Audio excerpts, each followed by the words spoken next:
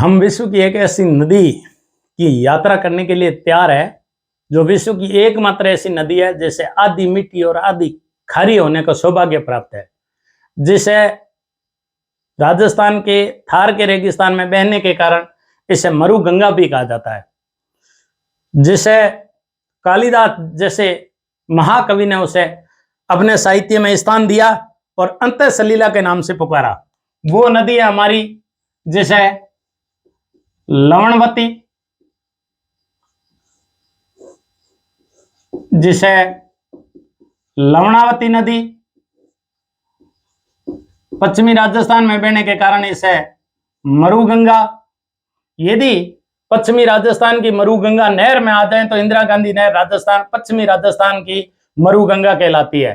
पश्चिमी राजस्थान की जीवन रेखा इंदिरा गांधी नहर कहलाती है, लेकिन नदी में आ जाए तो मरु गंगा पश्चिमी राजस्थान की लूणी नदी कहलाती है।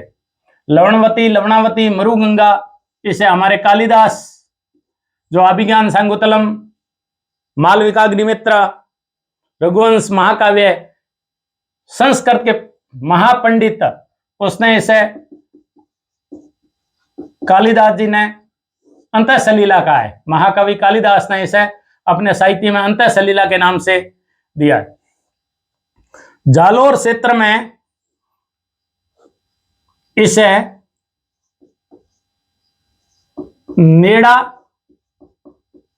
या नाड़ा, रेल या रेला, इन नामों से पुकारा जाता है। नेड़ा शब्द मिलता है, या नाड़ा मिलता है, या रेल मिलता है, या रेला मिलता है। ये एक बड़े भाग में पूरे पार्ट इसका चौड़ा रहता है और पूरा रेला का रेला आता है, इसलिए इसे रेला कहते हैं। इस नेड़ा आने पर जब लूणी नदी आती है तब अस्थायी झीलों का निर्माण हो जाता है, और जो अस्थायी झीलें हैं जिसके अंदर पानी सूखने के बाद ट्रैक्टर, बैल और ऊंट के माध्यम से जुताई करके जमीन के ऊपर पाटा फेर दिया जाता है, सांवर फेर दी जाती है। सांवर फेरने के बाद में वहां से भूमि की आर्द्रता कम नहीं होती है और ऊपर एक मिट्टी की हार्डनेस आ जाती है, हार्डनेस प्रॉपर्टी आ जाती है, जिसके कारण मिट्टी की आर्द्रता वो है बनाई रख सकती है, मिट्टी अपनी आर्द्रता को बनाए रख सकती है। इसलिए मिट्टी सर्दियों के दिनों में वहां फसल बो दी जाती है उस मिट्टी में, उसे नेवज कहते हैं, नेवज। और नेवज के अंदर ज्यादातर सरसों और गेहूं की फसल होती है। नेवज, सरसों और गेहूं, जैसे बेजड़ में फसल होती है ऐसे ही यहाँ नेवज में सरसों और गेहूं की फसल होती है। तो इस प्रकार इसे राजस्थान में लवणवती, लवणावती, मरुगंगा, अंत सलीला, नेड़ा या रेल कहते हैं, या नाड़ा या रेला कहा जाता है। और ये विश्व की एकमात्र ऐसी नदी है जो बालोतरा तक मीठी है और उसके बाद खारी हो जाती है, इसलिए इसे मीठी खारी नदी होने का सौभाग्य प्राप्त है। इस प्रकार इसके उपनाम बनते हैं। अब देखो, उद्गम स्थल से मुहाने की तरफ अपन आगे बढ़ते हैं। अपन जो नदियां पढ़ी थी अरब सागर की, अरब सागर के अफातंत्र की जो नदी पढ़ी थी, हमने पश्चिम से शुरू की थी। उसे पहली नदी थी हमारी लूणी, दूसरी हमारी नदी थी पश्चिम बनास, तीसरी हमारी थी साबरमती और चौथी हमारी थी मई। इस प्रकार मैं राजस्थान बना करके बताता हूं कि मैप हो सकता है थोड़ा अटपटा बन जाए, लेकिन अपने को समझने से मतलब है। यहां नदी है वो है हमारी पहली लूणी, दूसरी नदी है वो है पश्चिमी बनास, तीसरी नदी है वो है साबरमती, साबरमती, और चौथी नदी है वो है मई। तो आज जो हम नदी पढ़ रहे हैं अभी वो है अपनी नदी पहली लूणी। लूणी नदी जो उद्गम होता है वो होता है इसका नागपाड़ से। नागपाड़ अजमेर के अंदर पड़ता है। इस प्रकार ये नागपाड़ से उत्पन्न होकर के नागपाड़ पे जब वर्षा होती है तो अन्ना सागर झील में जल आता है। अन्ना सागर का अतिरिक्त जल है वो सागरमती नदी के रूप में निकलता है और पुष्कर से सरस्वती नदी के रूप में नाला आता है। दोनों नाले गोविंदगढ़ के पास मिलते हैं, गोविंदगढ़ के पास। और गोविंदगढ़ के पास मिलने के बाद में ये मीठी नदी के नाम से आगे बढ़ती है, जिसे पुष्कर की पहाड़ियों में इसे सागरी नदी भी कहते हैं।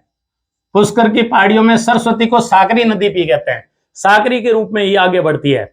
इस प्रकार लूनी जब आगे बढ़ती है तब इसके बाएं किनारे से जो नदियां निकलती है, लीलड़ी नदी, बांडी नदी, बांडी के बाद में यहां सूकड़ी नदी, फिर मेठड़ी नदी, फिर जवाई नदी, जवाई की सहायक खारी नदी और फिर सागी नदी। इस प्रकार उद्गम स्थल से मुहाने की तरफ इन नदियों का क्रम है। देखो, इसके दाएं किनारे से केवल एकमात्र नदी निकलती है, जोजड़ी। जोजड़ी दाएं किनारे के नागौर जिले के पोडुलू गांव से निकलती है। पोडुलू को कहीं कहीं लिखा हुआ पूदलू भी आता है, पूदलू। पोडुलू गांव नागौर जिले के पोडुलू गांव से निकल करके, क्योंकि वहां पथरीली भूमि है, इधर अपनी अरावली पर्वतमाला है।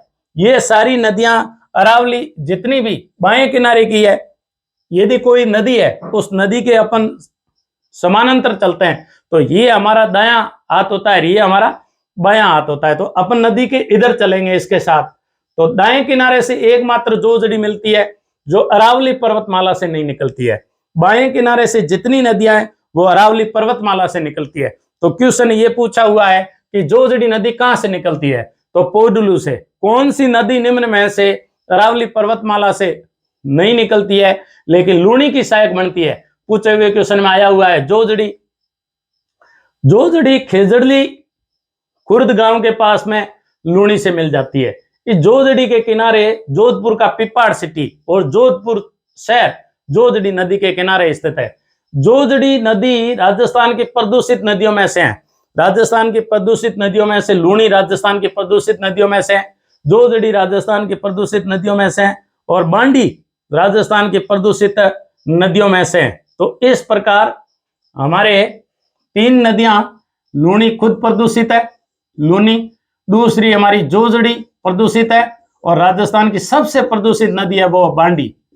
बांडी एनवायरमेंटल इफेक्ट जितने भी होते हैं और एनवायरमेंटल से संबंधित जितने भी डैमेज होते हैं जो मानव को क्षति पहुंचाते हैं, मानव के स्वास्थ्य में गिरावट लाते हैं, उनकी देखभाल के लिए एक ट्रिब्यूनल बनाया गया है जिसे एनजीटी कहते हैं, नेशनल ग्रीन ट्रिब्यूनल कहा जाता है।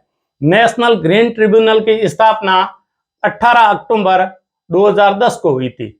तो एनजीटी ये काम करता है कि कहीं यदि प्रदूषण फैल रहा है, किसी भी प्रकार का डैमेज हो रहा है, पर्यावरणीय क्षति हो रही है, भूमिगत कोई क्षति हो रही है, भूमि के ऊपर यदि मृदा कोई शरणहास हो रहा है, तो ये पर्यावरणीय क्षति का काम जो मानवीय स्वास्थ्य को नुकसान पहुंचाए, तो हानि पहुंचाए, उनके लिए नेशनल ग्रीन ट्रिब्यूनल बनाए। नेशनल ग्रीन ट्रिब्यूनल की स्थापना 18 अक्टूबर 2010 को की थी। एनजीटी ने जोजड़ी नदी में प्रदूषण के कारण राजस्थान सरकार पर जुर्माना लगाया है और बांडी नदी में प्रदूषण के कारण ही एनजीटी ने जुर्माना लगाया है। लूनी नदी पे में प्रदूषण के कारण ही जुर्माना लगाया। पाली से रंगाई सफाई का कपड़ा रंगने का और सपने का काम सबसे ज्यादा पाली में होता है। तो पाली से जितना भी जल निकलता है वो कलर वाला, रंग वाला, रंगाई सफाई उद्योग वाला निकलता है। तो यहाँ बांडी नदी है वो प्रदूषित हो जाती है। उसके बाद में जोजड़ी, जोधपुर से जो रंगाई सफाई का है वो जोजड़ी नदी में डाला जाता है। तो दोनों नदियां एनजीटी ने जुर्माना लगाया राजस्थान सरकार पर। और तीसरा जो बालोतरा है, बालोतरा भी रंगाई सफाई उद्योग के लिए प्रसिद्ध है। तो लूनी नदी बालोतरा के बाद एकदम प्रदूषित हो जाती है।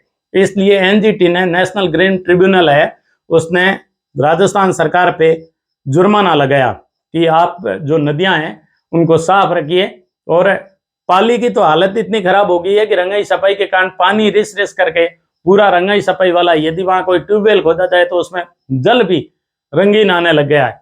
जो नेशनल ग्रीन ट्रिब्यूनल बनाया उसका प्रथम अध्यक्ष थे ना, वो स्वतंत्र कुमार थे। उसके बाद में लोकेश्वर सिंह पंत बने। और अभी जो वर्तमान में करंट जीके का क्वेश्चन है कि आदर्श कुमार गोयल एनजीटी के तीसरे अध्यक्ष है और लेटेस्ट अध्यक्ष है एनजीटी के। तो नेशनल ग्रीन ट्रिब्यूनल, इसका कार्यालय वो दिल्ली में 2010 में मनमोहन सिंह सरकार ने स्थापित किया था ये। इस प्रकार एनजीटी ने राजस्थान की इन लूणी नदी और लूणी नदी की सहायक नदियों पे कुल मिलाकर के 3 नदियों पे, लूनी, जोजड़ी और बांडी, वर्तमान में बांडी राजस्थान की सबसे प्रदूषित नदियों में मानी जाती है।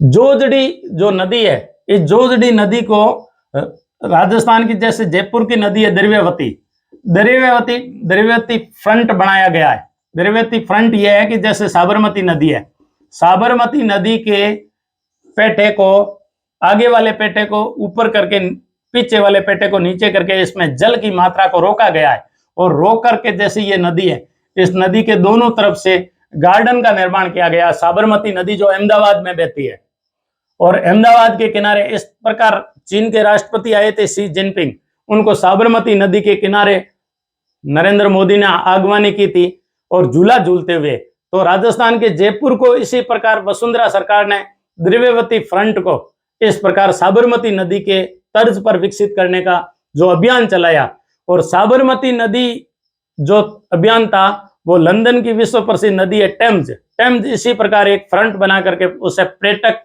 स्थल के रूप में बनाया गया। तो उन्हीं की नकल पे राजस्थान सरकार ये कोशिश कर रही है कि जोजड़ी ट्रिब्यूनल बना करके, जोजड़ी फ्रंट कॉरिडोर बना करके जोधपुर के शहर के आसपास के हरियाली बढ़ा करके उसे प्रदूषित रहित किया जाए।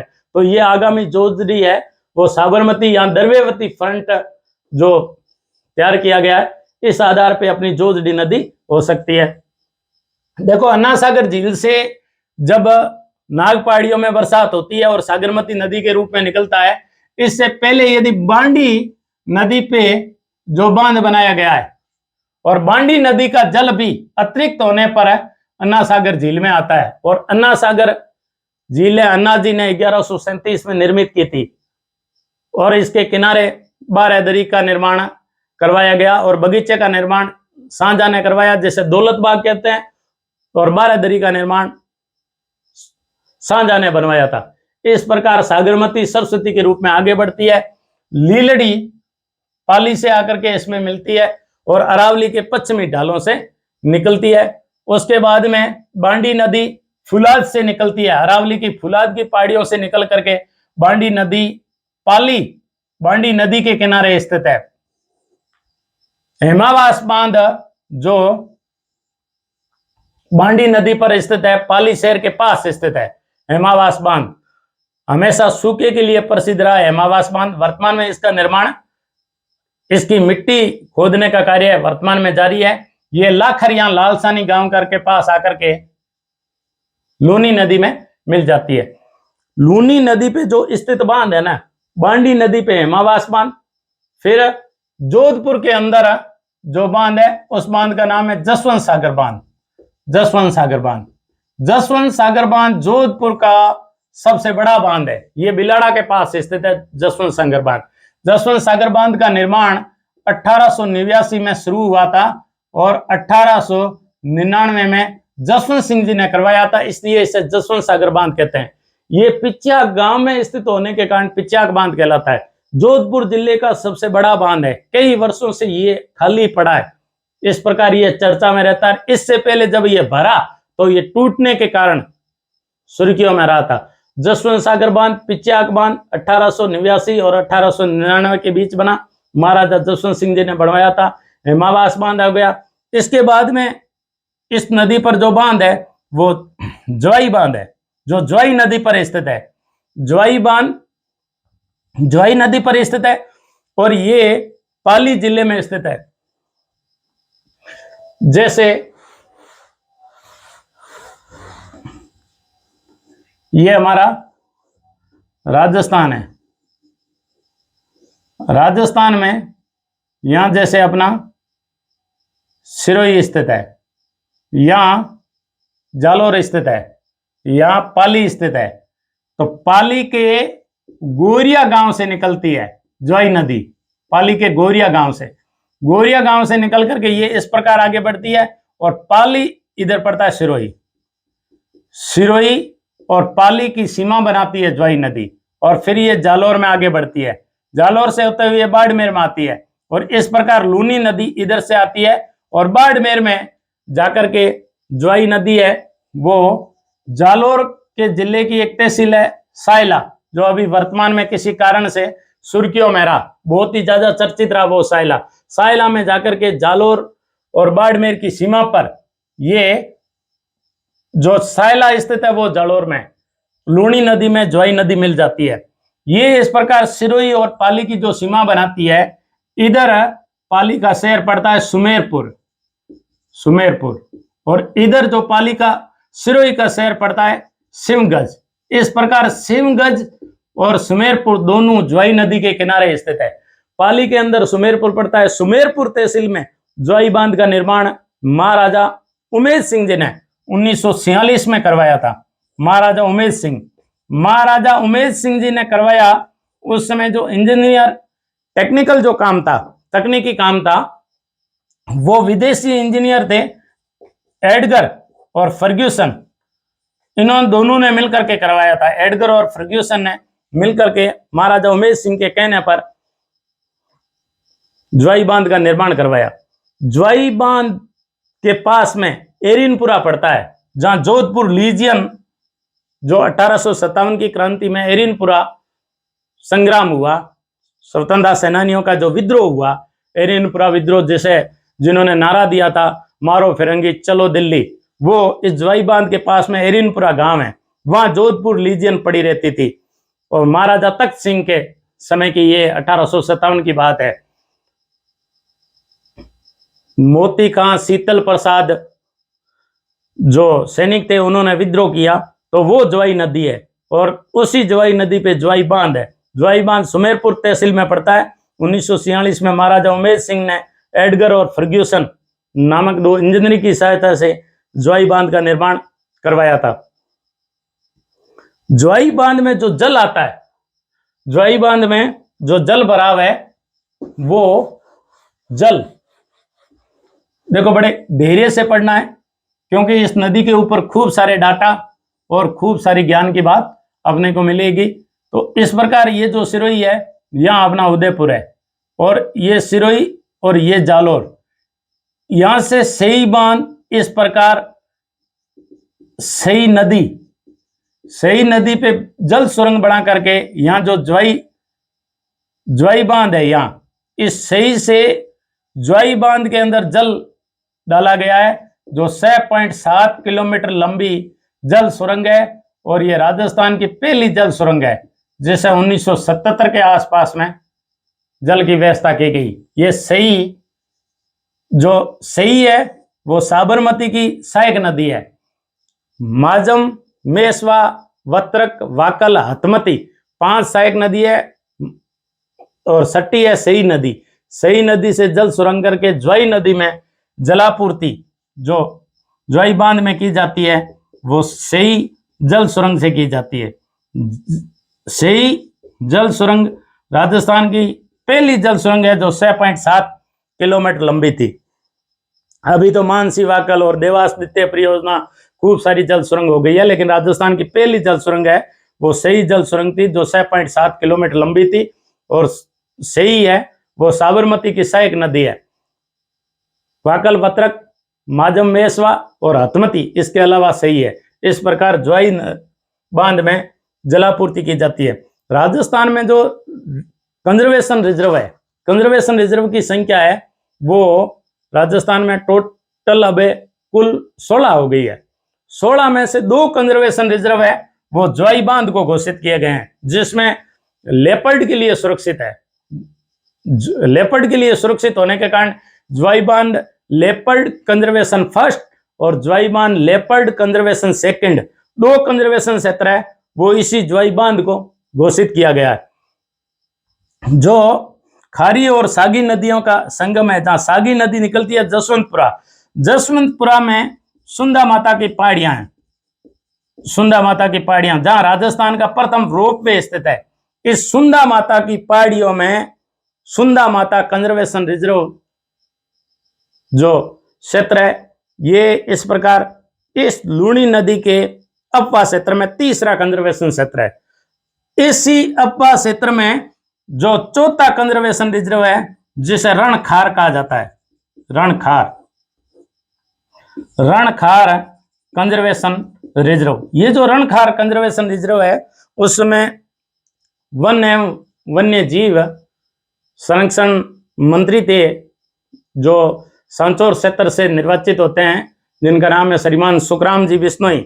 सुखराम जी बिश्नोई ने राजस्थान में जो 15 कंजर्वेशन रिजर्व 15 कंजर्वेशन रिजर्व है, 16वां कंजर्वेशन रिजर्व है वो सुखराम जी ने घोषित किया था जब वो खुद वन मंत्री थे, और वो किया था रणखार कंजर्वेशन रिजर्व। और ये रणखार कंजर्वेशन रिजर्व जालोर के सांचौर तहसील और चितलवाना में पड़ता है।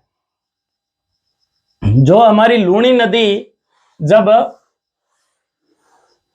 बाड़मेर के बाकासर में आती है, जैसे ये लूणी नदी है, लूणी नदी बाड़मेर के बाकासर से लगा करके सांचौर तक जो क्षेत्र है, लूणी नदी के इस क्षेत्र को नेड़ कहते हैं। नेड़ ये एक दलदली भाग है, दलदली कच्चा भाग है।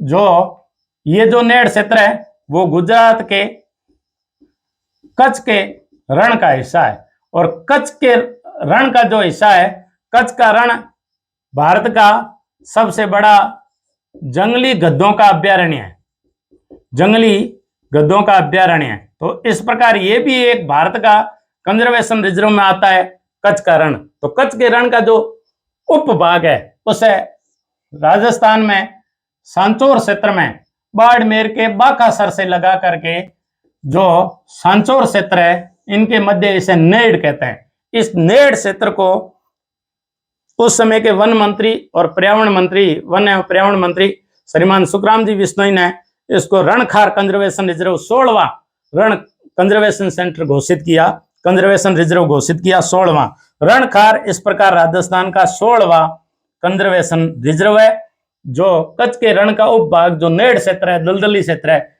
इसे घोषित किया है। और कच्छ का जिला भारत का सबसे बड़ा जिलों में से एक है। सबसे बड़ा कच्छ, और दूसरा लेह लद्दाख, तीसरा हमारा जैसलमेर, चौथा बाड़मेर और पांचवा बीकानेर। ये भारत के सबसे बड़े जिलों में से एक है। तो इस प्रकार कच्छ का रण जहां गद्धों के अभ्यारण्य के लिए प्रसिद्ध है, इसका उपभाग नेड़ को रणखार क्षेत्र राजस्थान का 16वां कंजर्वेशन रिजर्व घोषित किया है। ये जो कच्छ का रण है जिसमें जंगली गद्धों के अभ्यारण्य के लिए प्रसिद्ध है, वर्तमान में ये अब जब सुर्खियों में आया जब इस कच्छ के अभ्यारण्य में एक ऊंटों की प्रजाति पाई जाती है, खाराई विश्व की वो ऊंट की प्रजाति है जो जल में तैरती है, इस प्रकार अपना जो इंडिया है, ये पूरा भाग ये कच्छ की खाड़ी का, इधर पड़ता है कच्छ जिला और इधर पड़ता है जामनगर जिला। जामनगर जिले और कच्छ के बीच में कच्छ की खाड़ी स्थित है। कच्छ की खाड़ी है वो पश्चिमी भारत के मैंग्रोव वनों के लिए प्रसिद्ध है। मैंग्रोव वो वन है जो दलदली क्षेत्रों में उगते हैं और समुद्री कटाव को रोकते हैं। सबसे ज्यादा मैंग्रोव ब्रह्मपुत्र और गंगा बेसिन में, सुंदरवन डेल्टा में पाए जाते हैं, जहां सुंदरी वन की अधिकता है। इस प्रकार इनकी जड़ें गहरी होती है। तो इस प्रकार मैंग्रोव दलदली क्षेत्र इस कच्छ की खाड़ी में, कच्छ की खाड़ी से लगा करके जो दलदली क्षेत्र है, तो राजस्थान की लूणी नदी एकमात्र वही नदी है जो राजस्थान की एकमात्र वो नदी जिसके अंदर मैंग्रोव वनस्पति उगती है। कच्छ की खाड़ी से लगा करके राजस्थान के भाग तक मैंग्रोव वनस्पति यत्र तत्र मिलती है, और कच्छ की खाड़ी में और कच्छ के क्षेत्र में मैंग्रोव वनस्पति है। इस मैंग्रोव वनस्पति को खाते हैं खाराई नामक ऊंट, और खाराई नामक ऊंट को 2015 में भारत सरकार ने रेड डाटा बुक में शामिल किया है कि ये एक संकटग्रस्त प्रजाति बन गई है, क्योंकि इनकी संख्या टोटल 1800 ही रही है। खाराई प्रजाति के जो ऊंट है वो जल में तैरते हैं। विश्व की एकमात्र ऊंटों की वो प्रजाति है जो जल में तैर करके एक द्वीप से दूसरे द्वीपों तक जाती है। कच्छ की खाड़ी में एक द्वीप है जिसका नाम है पिरोटन द्वीप। इस पिरोटन द्वीप पे ये प्रवास करके, जो ऊंट है खराई प्रजाति के, वो प्रवास करके मैंग्रोव वनस्पति को खाने के लिए जाते हैं। मैं आपको लूनी नदी पढ़ा रहा हूं, और लूनी नदी के अंदर मैं आपको कोई डीपली नहीं पढ़ा रहा हूं। मैं जो वर्तमान में लूनी नदी राजस्थान से जुड़ी हुई है और सुर्खियों में आई है खराई प्रजाति के ऊंट, उनके बारे में बता रहा हूं कि उनकी संख्या 1800 रही है। 2015 में IUCN international union for nature conservation, वो जो संस्था है, उस संस्था ने जिसे वन्य जीव संरक्षण करने का अधिकार है, वो इसे रेड डाटा बुक में, जो अपनी अलग अलग बुक जारी करता है और जो संकटापन प्रजाति होती है उसे रेड डाटा बुक में शामिल करती है। 2015 में खराई प्रजाति के ऊंटों को रेड डाटा बुक में शामिल कर लिया गया है। और वो खराई प्रजाति के ऊंट राजस्थान के नेड़ क्षेत्र तक भी आते हैं, यत्र तत्र नेड़ क्षेत्र तक भी आते हैं। और पश्चिमी राजस्थान के जो नेड़ क्षेत्र के ऊंट है वो खराई प्रजाति के से संबंधित है, इसलिए खराई प्रजाति वर्तमान में सुर्खियों में आई। और रणखार है जो राजस्थान का 16वां कंजर्वेशन रिजर्व क्षेत्र घोषित किया गया रणखार को। तो इस प्रकार हम पढ़ रहे थे लूनी नदी। अब लूनी नदी को आगे पढ़ते हैं कि अपन बांध बताए कि एक बांध था हमारा जसवंत सागर बांध, पिच्याक बांध, जसवंत सिंह जी ने इसे बनाया, इसलिए जसवंत सागर बांध कहते हैं। जोधपुर का सबसे बड़ा बांध है, ये पिच्याक गांव में स्थित है, इसलिए जसवंत सागर बांध को पिच्याक बांध भी कहते हैं। 1889 में बनना शुरू हुआ, 1899 में पूरा हुआ। फिर हमने हेमावास बांध बना बांडी नदी के किनारे, पाली जिले में स्थित है। तीसरा हमने जो बांध पढ़ा वो ज्वाई बांध पढ़ा। चौथा जो बांध है वो सूगड़ी नदी के किनारे स्थित है, और सूगड़ी नदी के किनारे जालोर जिले में स्थित है, वो है बांकली बांध। बांकली बांध खूब बार पूछा गया क्वेश्चन है। सूगड़ी नदी पाली के देसूरी के पास से निकलती है, ये अरावली पर्वतमालाओं से निकलती है देसूरी के पास। ये वो देसूरी की नाल है जो पाली को राजसमंद से मिलाती है, उसी के पास से ये देसूरी की नाल से निकलती है सूगड़ी नदी। और सूगड़ी नदी की जो सहायक नदी होती है वो मुत्थाना नाला, घनेराव नदी और मथाई नदी। सूगड़ी नदी की सहायक नदी मथाई नदी पर विश्व प्रसिद्ध रणकपुर जैन मंदिर स्थित है। रणकपुर जैन मंदिर, जिसे चौमुखा मंदिर कहा जाता है, और विश्व प्रसिद्ध मंदिर है रणकपुर जैन मंदिर। आगे जब इतिहास का टॉपिक आएगा तब पढ़ेंगे। अब अपन इसको यदि अध्ययन करेंगे तो अपना जो नदी का चैप्टर है वो छूट जाएगा। इसके बाद में मीठड़ी नदी आती है, मीठड़ी के बाद में अपन जवाई नदी पढ़े। जवाई नदी की जो सहायक नदी है वो है खारी सोमेश्वर नदी, खारी खेरवा नदी, अमरावास का नाला और सई नदी। और खारी नदी की जो ज्वाई की खारी बनती है उसकी सहायक एक नदी है कोट की, और ज्वाई नदी सायला के पास जाकर के लूनी में मिल जाती है। अगली नदी है सागी। सागी है वो गांधव के पास जाकर के मिलती है, गांधव के पास में। देखो सागी नदी जहां गांधव के पास में मिलती है, ये वो ही गांधव है। इस गांधव से पश्चिम की तरफ इसके पैरेलल, गांधव के इस लूनी नदी के यहाँ पैरेलल नेशनल हाईवे जो चलता है, उस नेशनल हाईवे का पहले नाम था नेशनल हाईवे 15। अब इस नेशनल हाईवे नाम दे दिया नेशनल हाईवे 68, नेशनल हाईवे 68। और इस नेशनल हाईवे 68 को एक सीमावर्ती, जो इधर अपना पड़ोसी देश है पाकिस्तान, पाकिस्तान के पास में जो सीमावर्ती सीमा से जोड़ता है, और नेशनल हाईवे 68 से जोड़ता है। एक नेशनल हाईवे पड़ता है 925A। इस 925A जहां ये इधर पड़ता है साता, और साता से ये गांधव तक आता है। इस साता से गांधव के बीच में सीमावर्ती क्षेत्र में राजस्थान के अगड़ावा गांव में, राजस्थान के सीमावर्ती गांवों में पहली हवाई पट्टी बनी है, हवाई पट्टी। और इस हवाई पट्टी की ये विशेषता है कि इसमें फाइटर प्लेन उतर सकते हैं, और फाइटर प्लेन में भी सुकोई जैसा खतरनाक फाइटर प्लेन और जगुआर जैसा भारी फाइटर प्लेन भी उतर सकता है। थोड़े दिन पहले हमारे नितिन गडकरी, जो परिवहन मंत्रालय संभालते हैं, और इधर हमारे जो रक्षा मंत्री है राजनाथ सिंह जी, तो श्रीमान माननीय राजनाथ सिंह और माननीय नितिन गडकरी ने फाइटर प्लेन उतारने के लिए सुकोई और जगुआर जैसे फाइटर प्लेन उतारने के लिए नेशनल हाईवे 68 से जो नेशनल हाईवे 925 ए जुड़ता है साता से गांधव के बीच में, यह राजस्थान के सीमावर्ती जिलों में सीमेंट से बनाई गई 3 किलोमीटर लंबी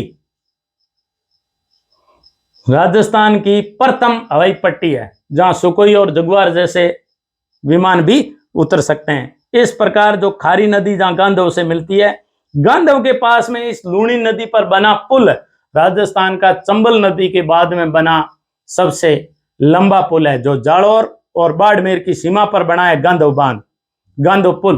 वो इस प्रकार राजस्थान की लूणी नदी पर बना सबसे लंबा पुल और राजस्थान का दूसरा लंबा पुल है, जो चंबल के बाद में, चंबल नदी पर बना पुल के बाद में लूणी नदी का यह गांधव पुल राजस्थान का सबसे लंबे पुल में आता है।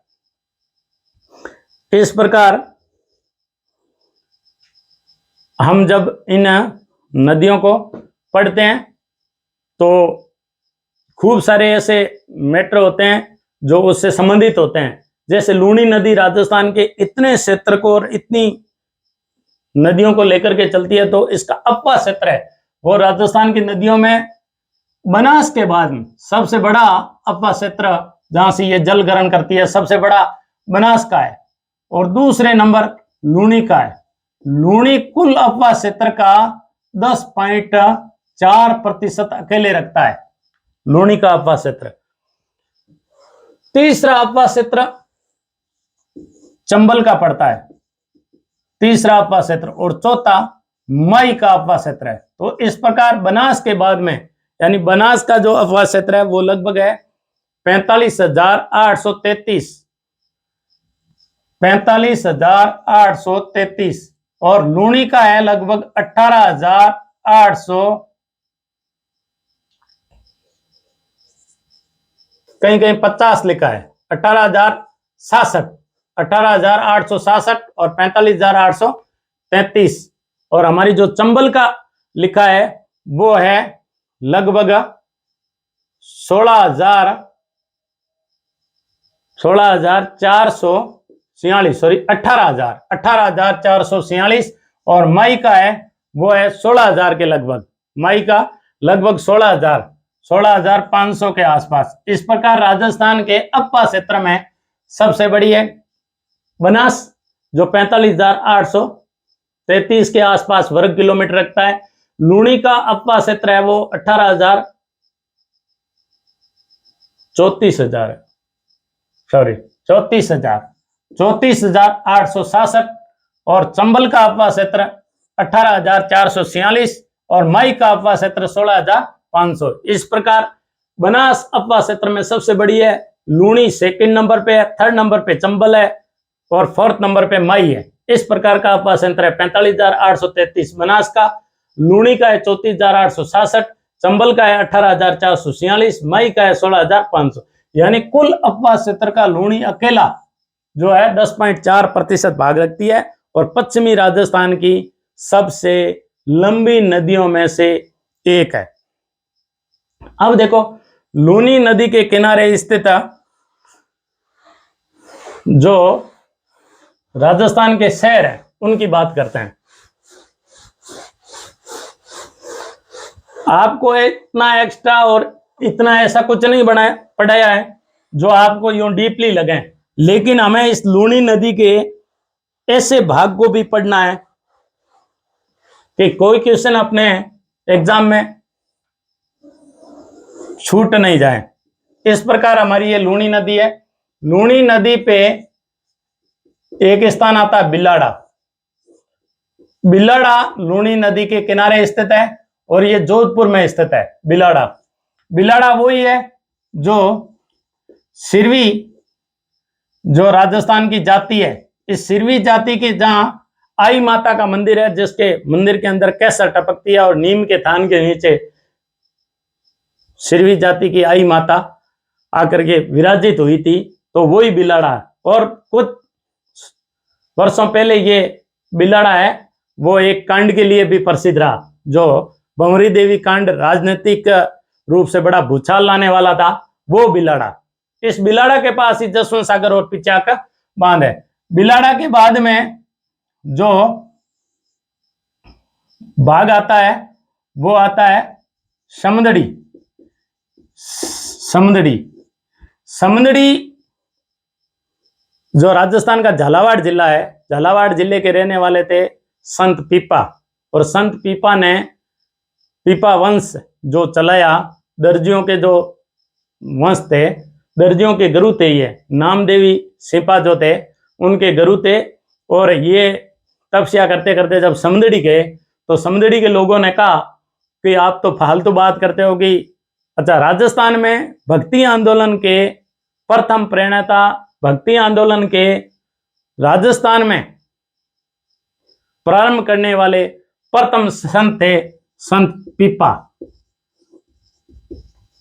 तो संत पीपा जब भक्ति आंदोलन प्रारंभ कर रहे थे तो लोगों ने कहा कि राम का नाम ले या भक्ति करें तो हम खाएंगे क्या। तो संत पीपा समदड़ी गए हुए थे और समदड़ी के वहां के लोगों को बताया कि आप सिलाई का काम साथ में करते रहो और हाथों से सिलाई का काम करते रहो और भगवान का नाम लेते रहो। तो रामानंद के शिष्य संत पीपा ने जो है सिलाई का काम जो दर्जियों को दिया वो पहली बार समदड़ी में दिया था। संत पीपा का जो गागरोन के बाद में दूसरा सबसे बड़ा मंदिर है समदड़ी के अंदर, वो समदड़ी। उसके बाद में आता है बालोतरा। बालोतरा जैसे अपन राजस्थान की एक नदी पड़े थे आंतरिक प्रवाह की नदी, आंतरिक प्रवाह की नदी में इधर घगर पड़े थे, घगर के किनारे हनुमानगढ़ है। ये हनुमानगढ़ जो शहर है, हनुमानगढ़ जो रेलवे स्टेशन है वो घगर नदी से नीचे बसा हुआ है। बालोतरा शहर भी घगर लूणी नदी से नीचे बसा हुआ है। इसलिए क्वेश्चन आरएस प्रीलिम्स में ये पूछा था कि नाग पहाड़ियों पे या पुष्कर की पहाड़ियों में सर्वाधिक वर्षा होने पर बाढ़ कहां आएगी। देखो, लूणी नदी की टोटल लंबाई है 495 किलोमीटर। लूणी नदी की उद्गम स्थल से लगा करके कच्छ की खाड़ी तक ये 495 किलोमीटर बहती है, लेकिन राजस्थान में ये 330 किलोमीटर बहती है। तो इस प्रकार नाग पहाड़ पे या पुष्कर की पहाड़ियों पे बरसात सर्वाधिक होने पर बालोतरा नीचे बसा है और इस प्रकार बालोतरा में बाढ़ आती है। बालोतरा एक औद्योगिक क्षेत्र है जहां रंगाई सफाई का कार्य होता है, इसलिए बालोतरा के पास में एक स्थान पड़ता है जसोल, जो भटियाणी माता के मंदिर के लिए प्रसिद्ध है। थोड़ी दूरी पर एक स्थान पड़ता है आसोतरा।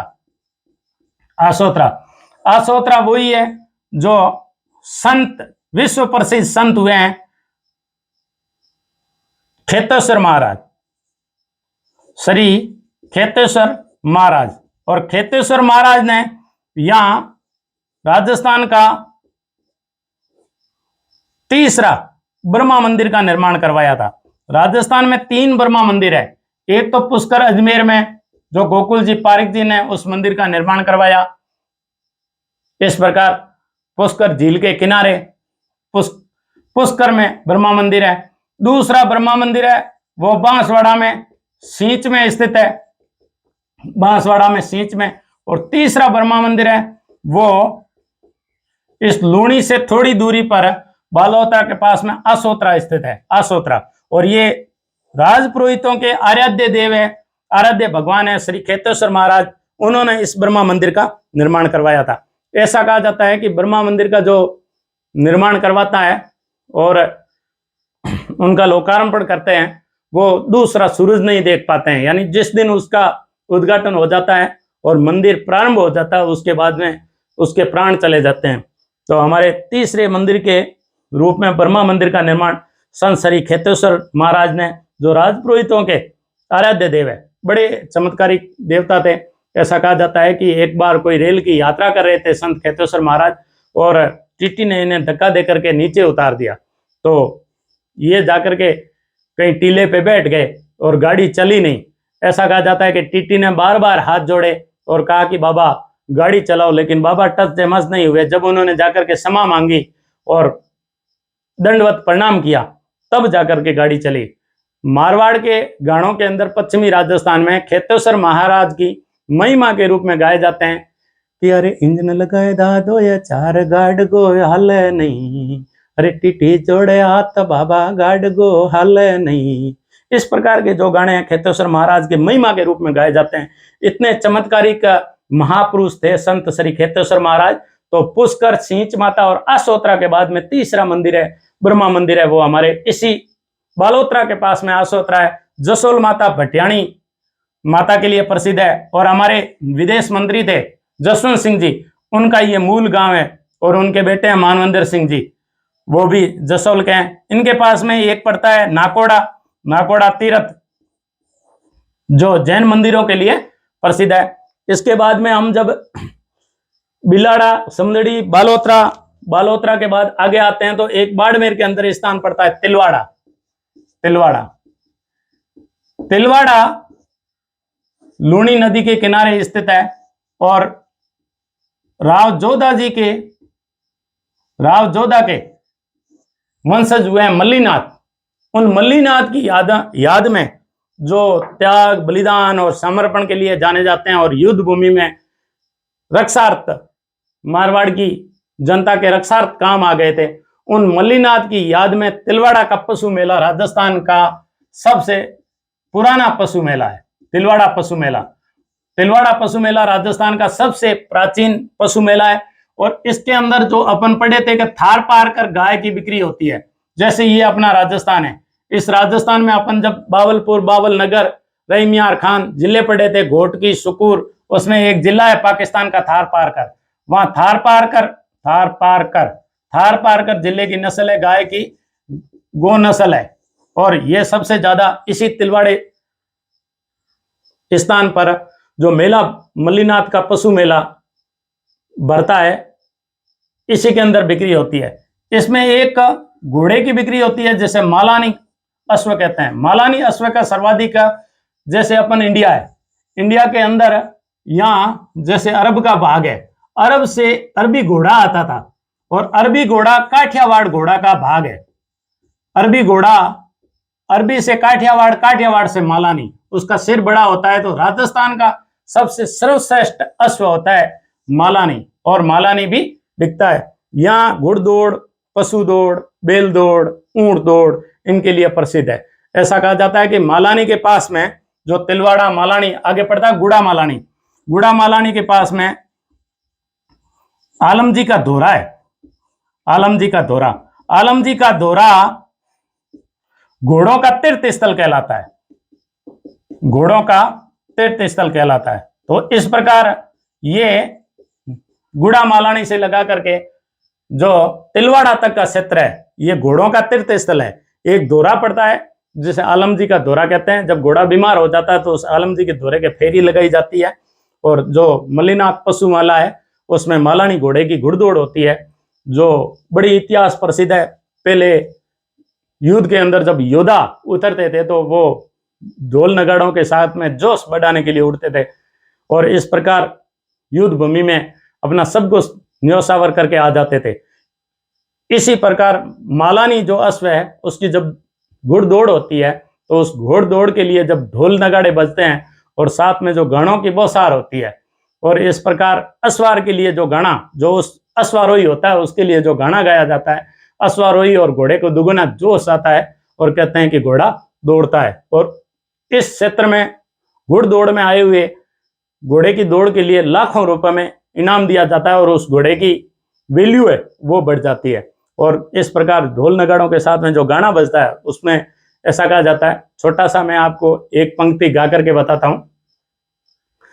रामलाल मंछिडा रे थरी मलानी रो गड़लो पाछो घेर मारा रे, रामलाल मंछिडा रे धूल की दोती ने मिटिया सापो मारा रे, रामलाल मंछिडा रे, रामलाल मंछिडा रे हरी मलानी रो गड़लो पाछो घेर मारा रे, रामलाल मंछिडा रे। तो इस प्रकार की घुड़दौड़ इस मालानी अश्व प्रतियोगिता में होती है, जो मल्लीनाथ के पशु मेले में पश्चिमी राजस्थान का सबसे प्राचीन और राजस्थान के मेलों में भी सबसे प्राचीन है।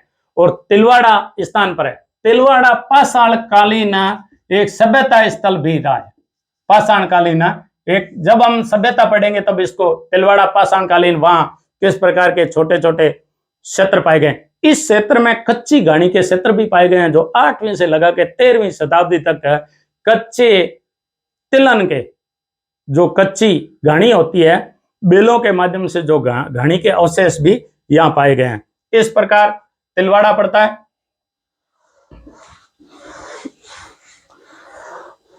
आगे के और बताते हैं।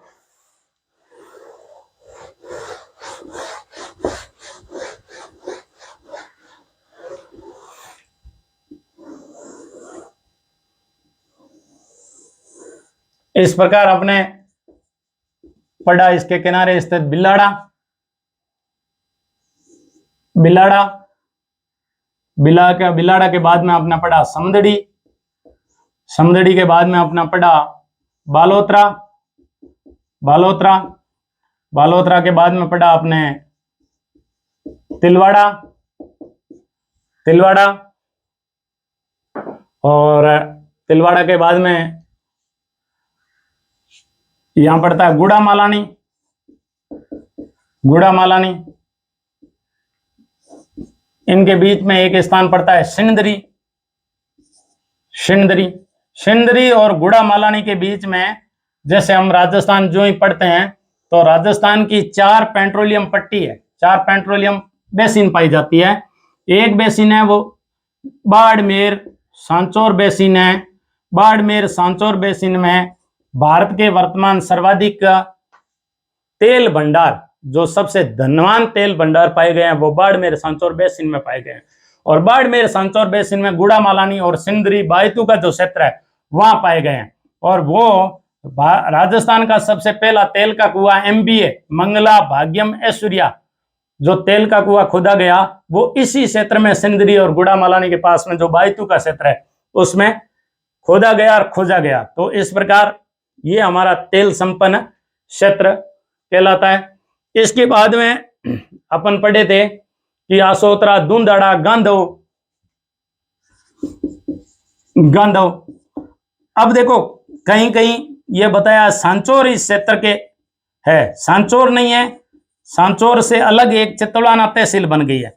चितलवाना है वो इस नदी के लूणी नदी के किनारे स्थित है। देखो चितलवाना के बाद में हम जो वर्तमान में लेटेस्ट एक ग्रुप चल रहा है अडानी ग्रुप जिस पे खूब सारे आरोप लगते हैं और सबसे तेजी से ग्रोथ अपनी संपत्ति, अपनी समृद्धि, अपनी प्रॉपर्टी इंडिया के अंदर है। अडानी अंबानी जो ग्रुप है वो बढ़ा रहा है और विपक्ष आरोप भी लगाता है। तो हमारा एक एसआई जो अडानी है वो राजस्थान में इस लूणी नदी के किनारे क्या करता है आओ अपन थोड़ा देखते हैं। ये अपना राजस्थान है। राजस्थान से जैसे अपन यहां से ये कच्छ की खाड़ी है, ये कच्छ की खाड़ी है। कच्छ की खाड़ी से राजस्थान 225 किलोमीटर दूर पड़ता है। और ये जो खंबात की खाड़ी है, खंबात की खाड़ी से हमारा बांसवाड़ा 400 किलोमीटर दूर पड़ता है। तो ये जो कच्छ की खाड़ी है और ये जो राजस्थान का ये नेड़ क्षेत्र है राजस्थान का, इस प्रकार ये पूरा दलदली क्षेत्र है। और कच्छ की खाड़ी एक भूमि से थोड़ा समुद्र से ऊपर उठा हुआ भाग है। ऐसा कहा जाता है कि सिकंदर मान ने जब भारत पर आक्रमण किया था तब एक झील के रूप में था और फिर धीरे से ऊपर उठ गया। तो ये जो लूणी नदी का दलदली भाग, लूणी नदी आकर के यहाँ ठहर जाती है क्योंकि यहाँ भूमि का ढलान है वो कम है और लूणी नदी ठहर सी जाती है। तो आने वाले दिनों में अडानी ग्रुप ने ये इस भाग को अवाप्त करने की घोषणा की है। और जो लूणी नदी का क्षेत्र है जो अपने आगे बाखासर पड़ता है, बाखासर के पास में एक गांव पड़ता है भावतरा। ये भावतरा सांचौर चितलवाना के पास पड़ता है, चितलवाना के पास में सांचौर तहसील में पड़ता है भावतरा गांव। ये भावतरा कच्छ की खाड़ी को खोद करके आने वाले दिनों में राजस्थान का पहला बंदरगाह बनने की सबसे ज्यादा प्रबल संभावना है वो भावतरा का है। और अडानी ग्रुप ने इसे बनाने की घोषणा की है। तो इस प्रकार राजस्थान का पहला भावतरा बंदरगाह इसी लूणी नदी को कच्छ की खाड़ी से मिला करके और नर्मदा से जल दे करके किया जाएगा। वो राजस्थान का पहला सूखा बंदरगाह होगा भावत्रा।